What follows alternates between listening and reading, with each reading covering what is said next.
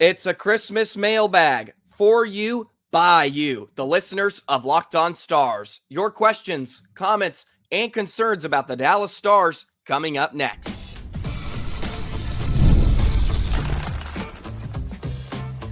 You're Locked On Stars, your daily podcast on the Dallas Stars. Part of the Locked On Podcast Network, your team every day.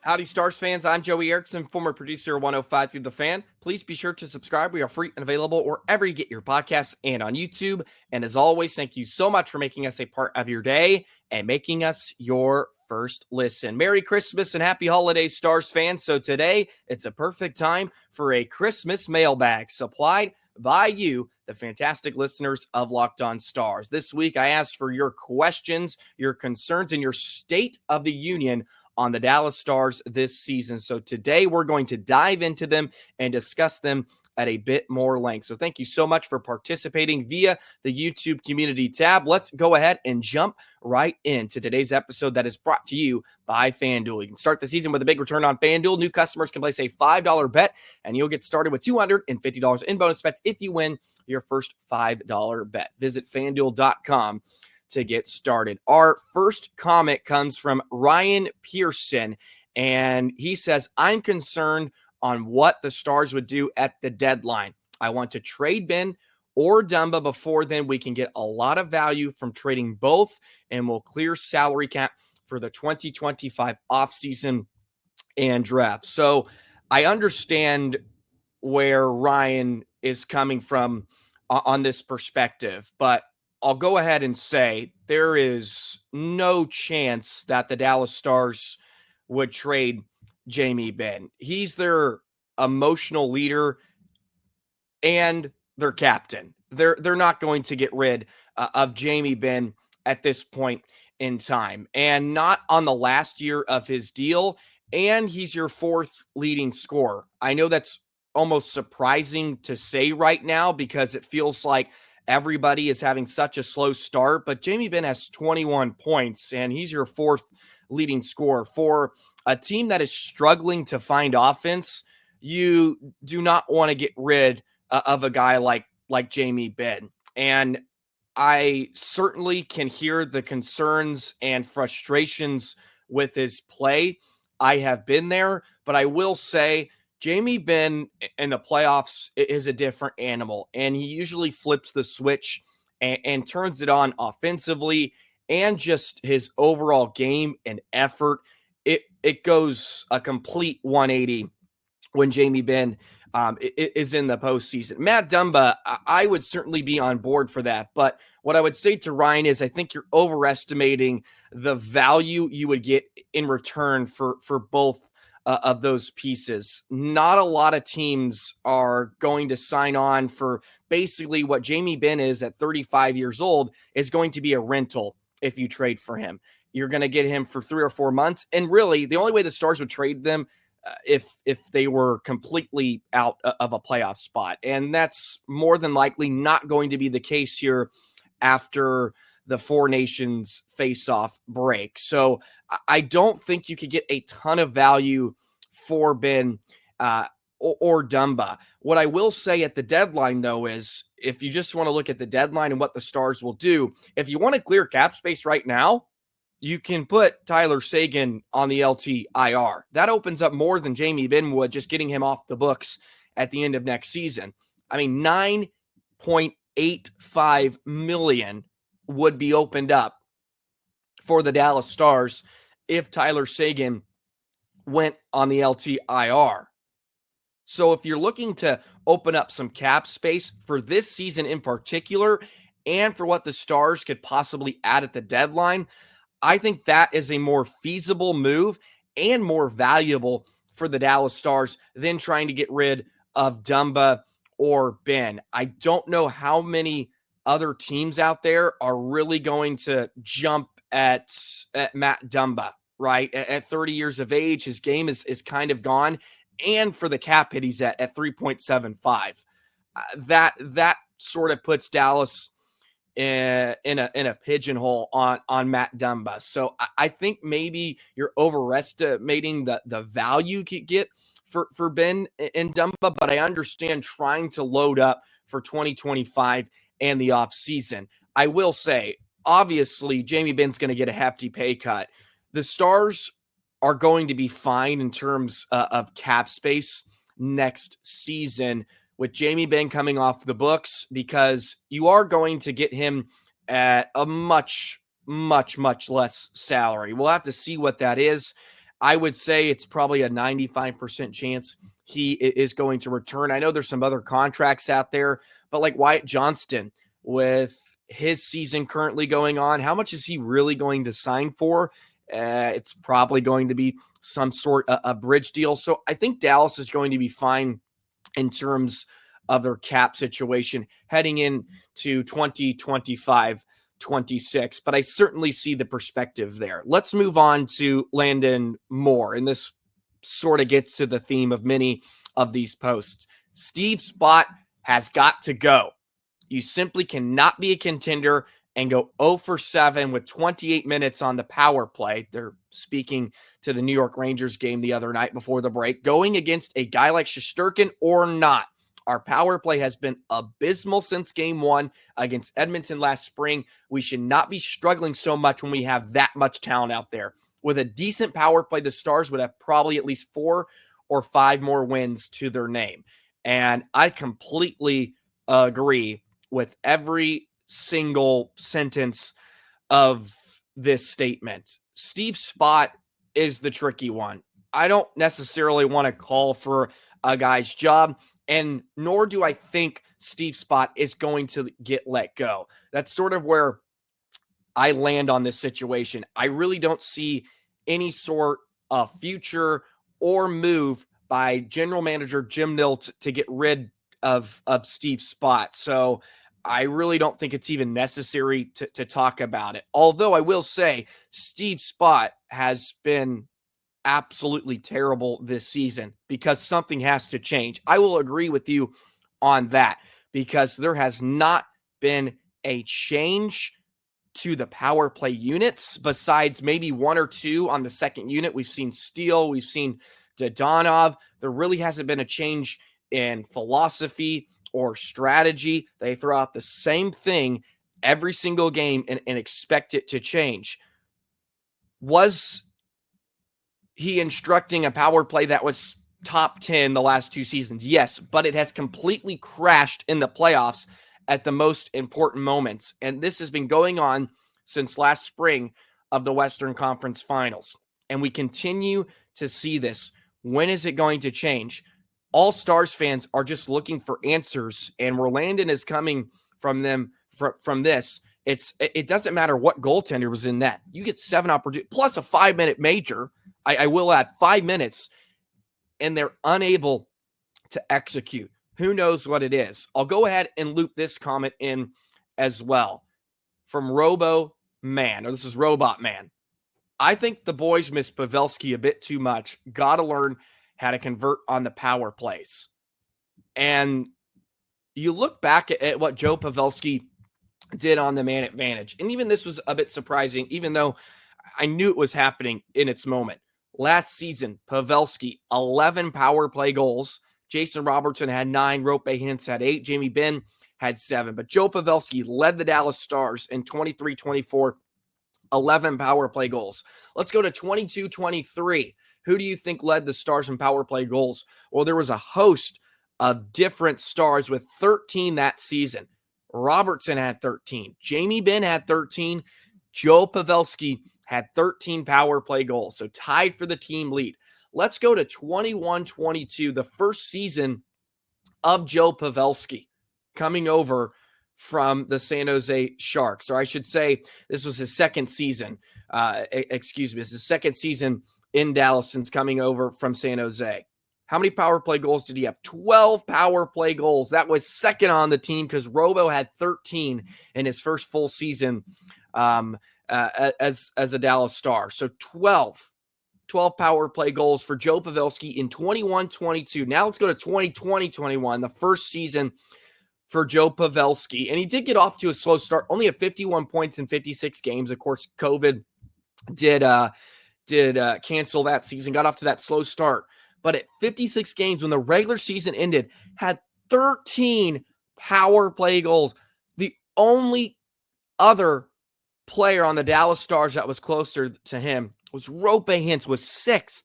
He had 6 power play goals in 41 games, and he missed quite a bit of time, but he had 6. The next closest star was Rope Hintz with 6, and Joe had 13 power play goals.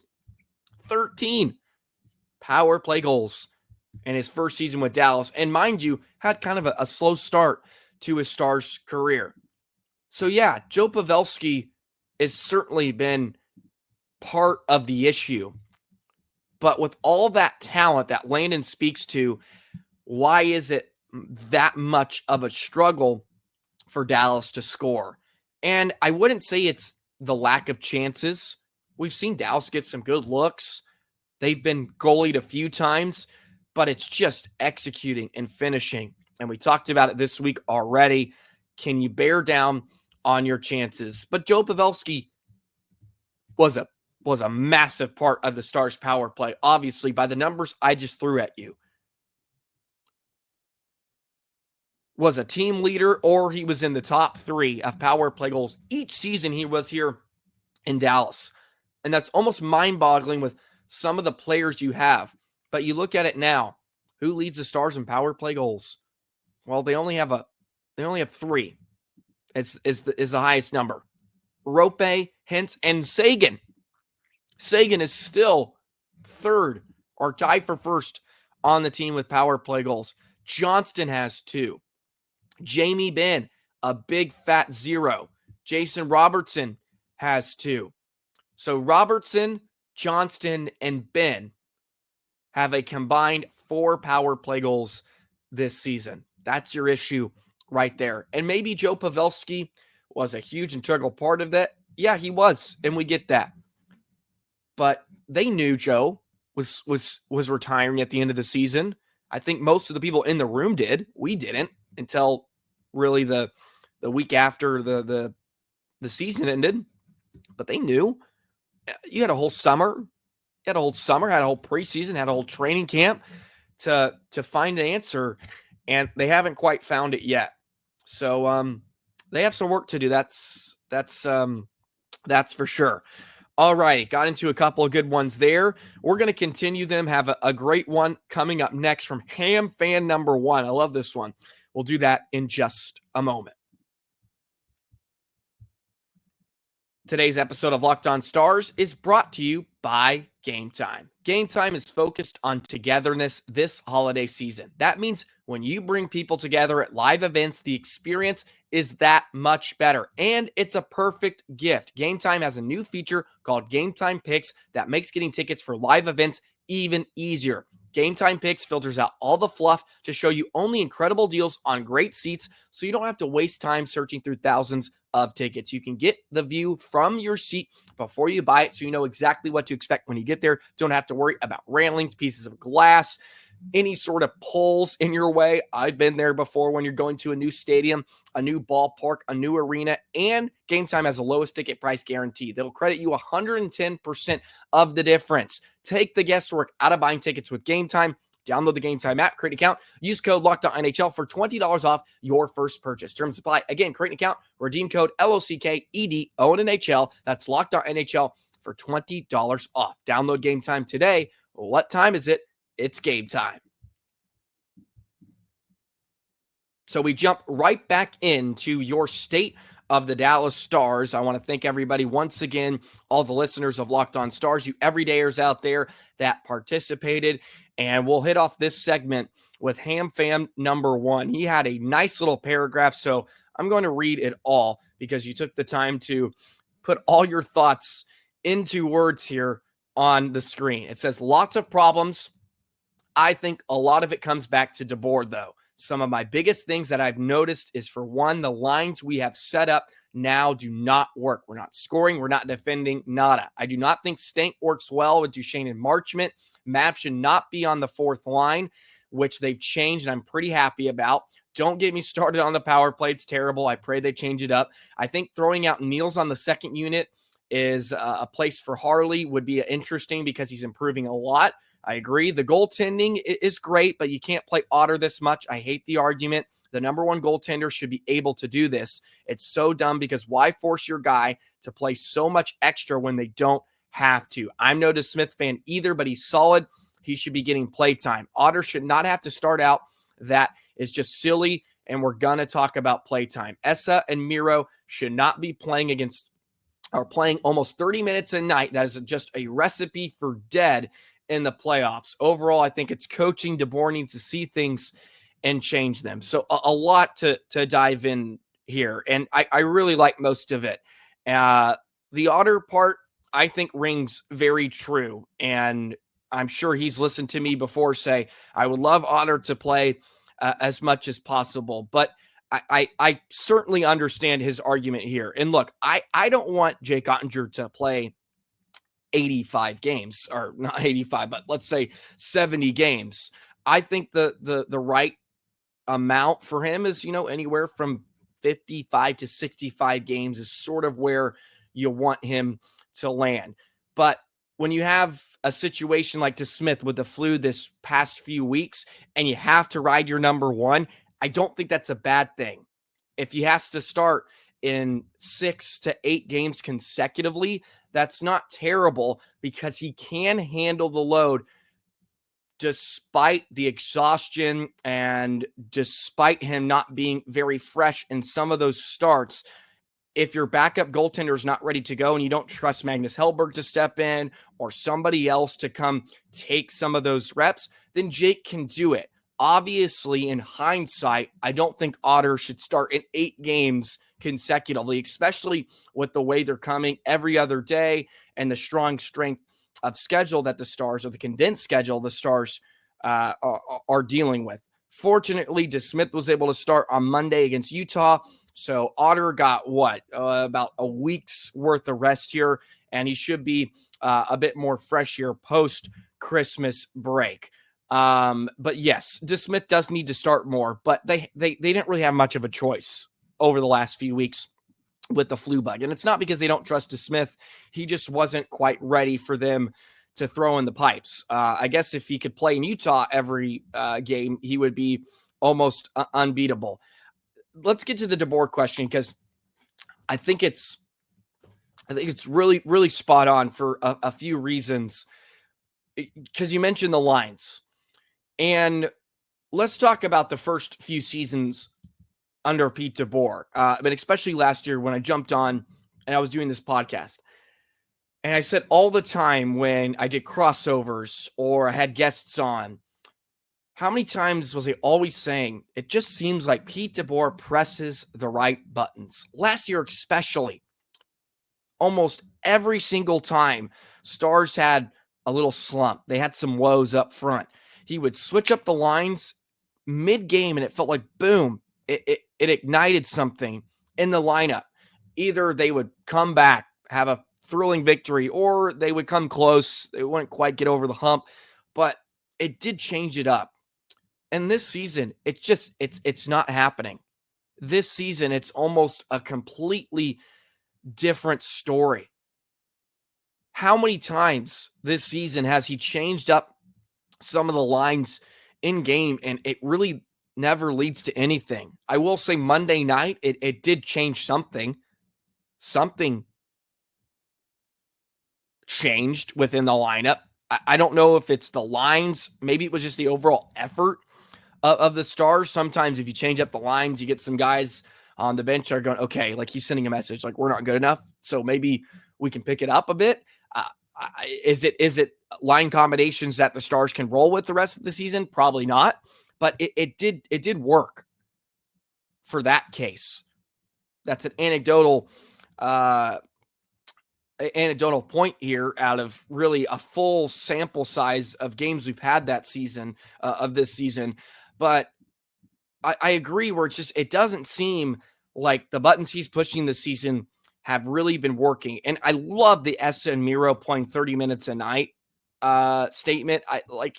Yes, amen.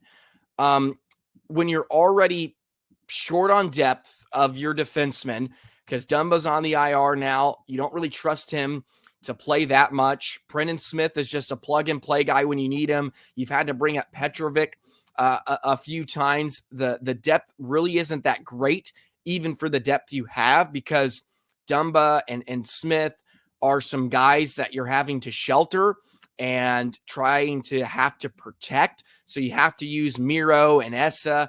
Like, Lindell has to play almost the entire full complement of the shorthanded minutes because him and Lyubushkin are so sturdy and steady. You really don't have another pair to go to, although you could go to Miro and Harley, of course. But after that, there's not really anybody else you can throw out there to chew up some minutes.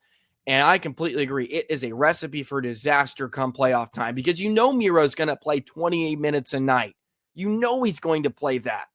You know he's going to get 28 to 32 minutes a night in the playoffs because they're all hard, heavy, and tight games most of the time. So he's going to play a lot.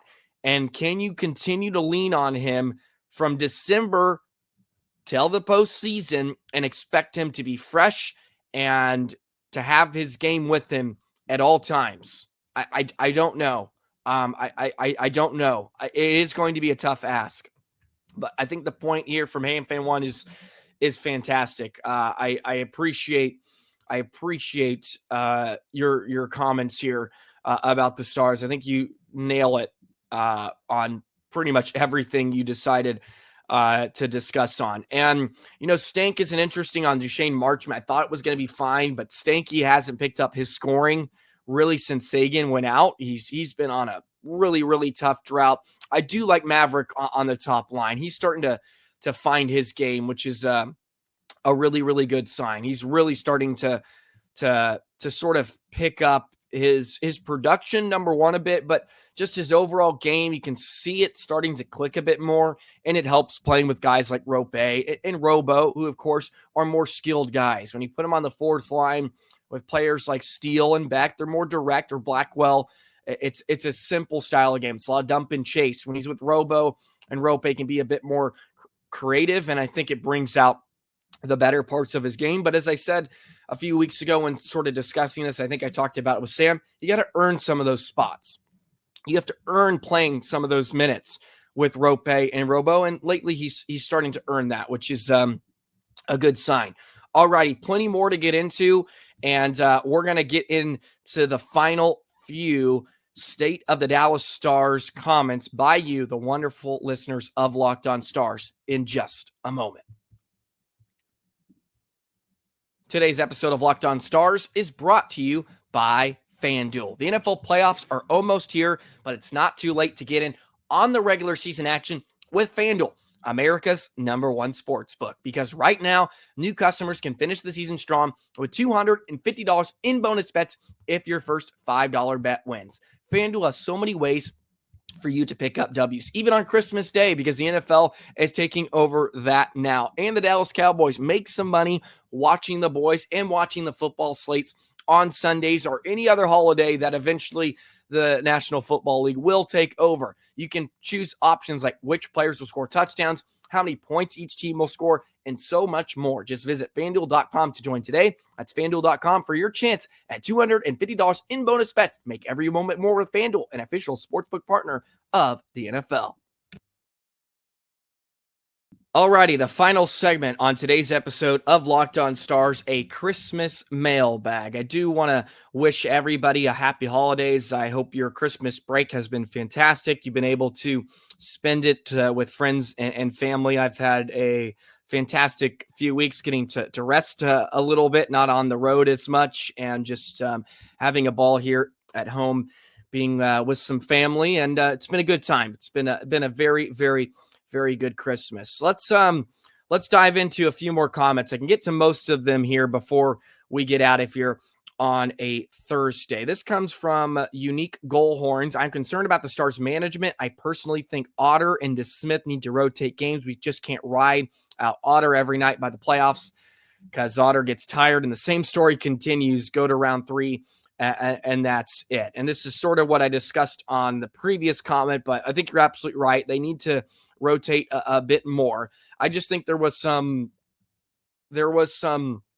issues that were out of their control, is why Otter had to play so much. So I think you're going to see a much more healthy rotation the rest of the way. And you have to factor in, too, it's a good point, you have to factor in Otter is going to play in the Four Nations face-off. It's maybe not a grueling schedule, but he could play one or two games in the tournament, depending on how things go for the United States of America. So that is some more minutes he's going to play, some more game action that he will see. So they need to certainly take care of him the rest of the way. Here's a question from Simulated Jordan, and I love this. This may be a dumb question, no such thing, but I would love to hear the answer. But how is expected goals against stat calculated, and how do our guys stack up against other goalies in the league? I always see so many negative comments on the Stars social media accounts anytime Otter or DeSmith give up anything.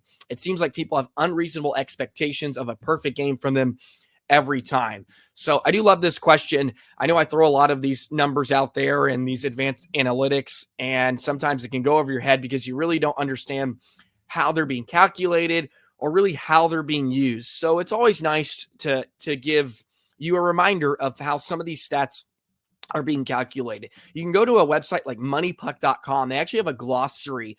Natural Stat Trick does as well. They have glossaries for some definitions of these certain terms that I throw out there all the time. And I will say I usually stick to a few of the more recognizable ones, the ones that are more, I feel like are more understood within the hockey community. I'm sure there's a ton out there. Well, there is a ton that I really have no idea what it means, so I don't use it a ton. But let's get to your expected goals against, because you're asking about the goalies specifically. It says the sum of all expected goals from the unblocked shot attempts taken on the goalie, commonly referred to as expected goals against. You can go to expected goals. So this is a general definition, expected goals. So this gives you an idea of how they actually calculate goals against, or the goals expected against. The chance of an unblocked shot attempt being a goal. And it gives you an example. A rebound shot in the slot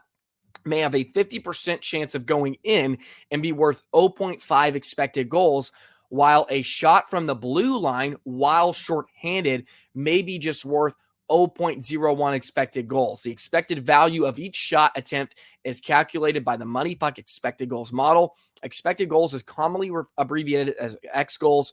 Blocked shot attempts are valued at 0 expected goals. The expected goal value assumes that a player of average shooting ability is taking the shot. A player's shooting talent is not factored into the metric. Another metric called shooting talent expected goals is available that does that. So it takes into account where the shot is coming from. Is it a 5-on-4? Is it a power play? Is it a penalty kill? Is it even strength? Where's that shot being taken place? It can give you a better idea of how dangerous a shot is, or how high quality some of the looks are that a team is getting. Now let's bring this back to the Stars, and let's do what I like to use, goals save above expected by goaltenders in the NHL. So Casey DeSmith is 21st in the NHL. That's 4.5. Jake Oettinger is 24th at 3.4. So they're both top 25 in goals save above expected in the NHL. Goaltenders that lead this category, some you would expect. Hellebuck, 20.4. Lucas Dostal, 15.2, is having a heck of a year in Anaheim. Igor Shesterkin, who the Stars ran into, and they understand, 13.5 goals save above expected. So Otter and DeSmith, two of the Dallas Stars netminders, the tandem, are within the top 25, which is not terrible by any stretch. Otter in the first 2 months of the season was top 5. He was actually leading this category. It's easy to forget how Otter came out this season, was like completely unbeatable, was really, really fantastic, and some of his play has certainly dipped, but it certainly holds up against some of the best in the NHL. Now you look at the save percentage. They both have a .910 save percentage. That's 17th in the NHL. You look at their goals against, very similar, 2.41 for Otter, I believe. It's 2.42 for Otter, 2.41 for DeSmith. And that ranks about 15th in the NHL. It's actually closer to about top 10. Jake Oettinger is 11th. He's the only goaltender right now out of him and DeSmith that are qualified. They had to play at least a minimum of 12 games. So Otter's about top 10 in goals against, and he hovers about 15th in save percentage. So they're about middle of the pack goaltenders. Could it be better? Absolutely. But as Sam mentioned when I asked him this question about Otter too, they expect Otter to be, as you mentioned, just fantastic all the time, which is just hard hard for not only Otter, but it's an unrealistic expectation as someone watching the Stars too. I think you're going to be upset a lot of nights if you're expecting your goaltender to be almost perfect. You have some games, you have a stretch where your netminder is phenomenal, but it's really hard to be that way night in and night out. But there are your numbers on the Stars tandem and a definition for you of how some of those stats are calculated, because it is a good question. Sometimes it's nice to have a reminder so you have a better understanding of what they're being used for. I'm going to jump into some of these comments as well. I may not discuss them in length because we've already been about 30 minutes, and I don't know how many of you want to listen to me ramble a bit more, but there are some really good points in here that I want to get to. This one I really loved. Prime Crusader.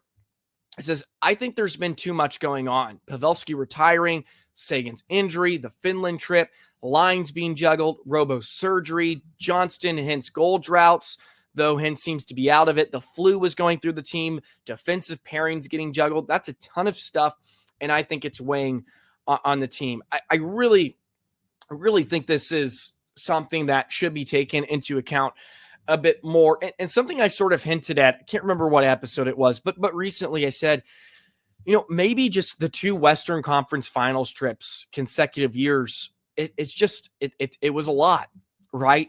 It's a lot to play that much hockey together. It is a lot to go through those exhausting physical tolls in back-to-back seasons. It's hard to get to the Western Conference Finals as it is. It's really hard to get back there again 1 year later. Like, that is really tough to do. And Dallas deserves some credit for that, but they did fall short of their goal. They fell short of a Stanley Cup.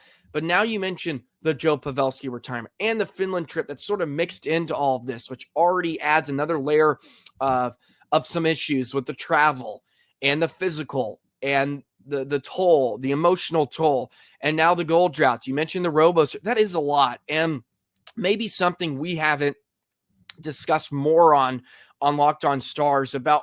Probably maybe it's not why, but it is a factor into some of the issues the Stars are having this season, right? On their power play with the Joe Pavelski loss and just the overall chemistry with some of the lines. It's not quite firing on all cylinders like it has in the past.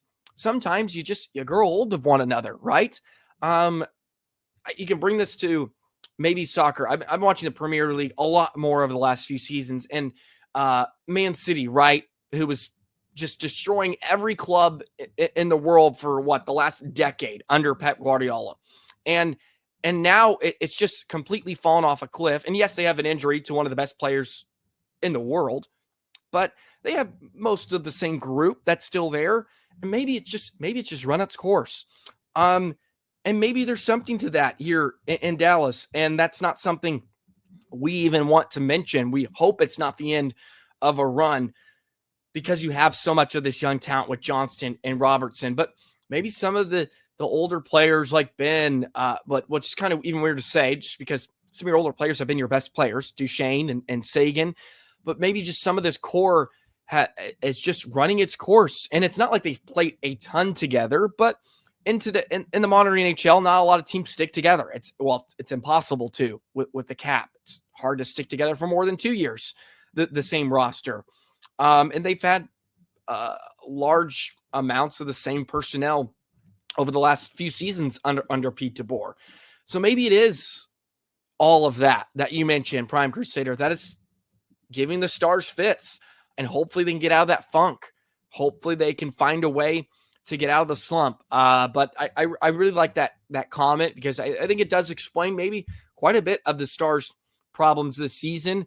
And maybe it's just the overall tax of playing a lot of hockey over the last few seasons. And that's really hard for us to come to terms with, because we're just watching them. Okay, you have to be good every night. It's not possible. It's hard to be 110% from the get-go for 7 to 8 months. I'll end with this one from the Slippery Penguin. Says lots of good input here from Stars fans. First of all, from my perspective, it's been very aggravating for the last couple of years when you need a win and we look just stuck in low energy, low effort mode.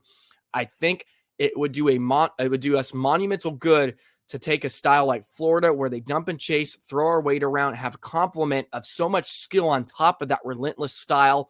I hesitate to say we're soft, because I really don't think we are, but we are flat and need to be tougher to play against. We ease our way into games, it seems like, and that's why we lose to terrible teams. He put it a little more bluntly, to Anaheim and the Rangers. A more difficult take to admit is Robo and Rope. I've attached to them and really want to see them turn it around, but geez, I hate to roast them because I really do love them as individuals and players, but dude, where's the effort? I've been seeing better from Hintz, but it looks most of the time like they both just coast along. They should take a note from Stank and motor around everywhere and earn scoring chances like he does, instead of just lollygagging around and waiting to see him hop up on the rush and make things happen for them. And there's a lot more here. It talks about Matt Dumba and some of our D-core, but I agree I agree to most of it. I think it's a good perspective, and I certainly fall on that take as well for a few months of this season, where it's just like rowboats. It's like, what are you doing? Like get involved. Seems like you're not involved, and he has been better over the last few weeks, and hopefully it does take a turn. So that'll do it for a Christmas mailbag episode of Locked On Stars. Thank you so much for your cooperation and participation on this. I was able to get to most of them. I really am sorry if I did not get to some of your comments. I would love to do this a bit more. I've been doing it a bit more regularly over the last 6 months or so. So I'm sure there'll be another mailbag at some point down the line. When I get with Sam again, maybe I'll use some of these points or some of these questions. I'll point some of them to him as well. That way we can get some of them answered. But thank you so much. I appreciate it. I love doing episodes like this, and we all watch the games. So sometimes I love to get your perspective. And just like I talked about and discussed, some of them are different from my takes, or really maybe I'm missing some things. And like the one that we just discussed. So really, really good stuff from all you wonderful Locked On Stars listeners. Thank you, as always, for being a listener every single day. Please be sure to like, comment, subscribe. We're almost to 3,500 subscribers on YouTube, which is crazy. You guys have been phenomenal. I hope you have a wonderful holiday break. The Stars back in action tomorrow. I will be back as well. We'll be discussing the Wild and a big game at the American Airlines Center. And we'll get back to it, and we'll have a blast as always. So have a wonderful rest of your Thursday. Enjoy the holiday break. We'll see you tomorrow. So long, Stars fans.